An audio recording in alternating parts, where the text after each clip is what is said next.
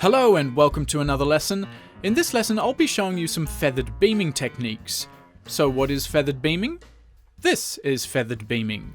It's a notation technique that we see appear in the repertoire of the 20th century, and it's a technique that's actually quite commonly used these days and shows that a musical figure should either become slower or faster.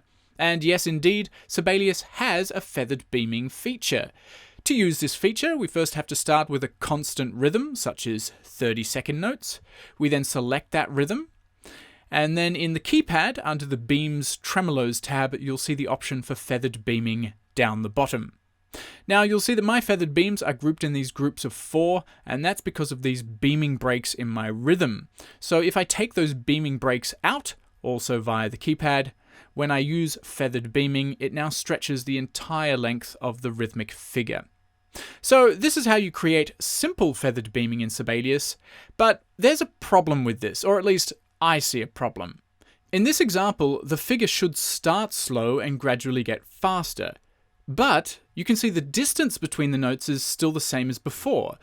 If we were only looking at the distance between the notes, we would assume that this rhythm just stays the same. So, if we were to notate this correctly, at the beginning of the figure there should be less notes and then gradually more and more. So what I'm going to do is start by deleting some of the notes in order to leave some gaps. Now, when you do this, make sure that these rests maintain the same rhythmic value as your notes, and this will prevent you having a break in your beaming later.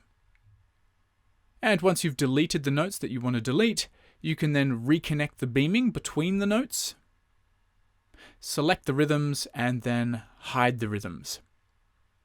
So you can now see that it's looking a little bit more realistic now, but the spacing still isn't perfectly even.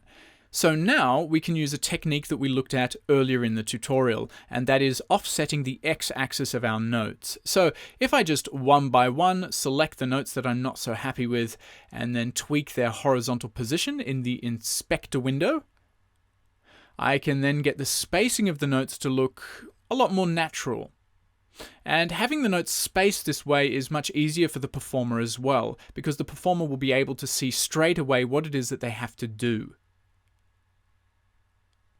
So here's our finished product. You can see that it's looking a lot better now, but I'm not going to lie, I already knew before doing this exactly what x-axis settings I wanted to give the notes, and so it didn't take me very long. But usually you have to do quite a bit of fiddling around to get everything exactly where you want it, and so if you do have several of these to do, if you've got a lot of feathered beaming in your score, it will be a huge pain in the backside, but unfortunately there just isn't a significantly better way of doing it than this. So that's it for this lesson, and I'll catch you in the next one.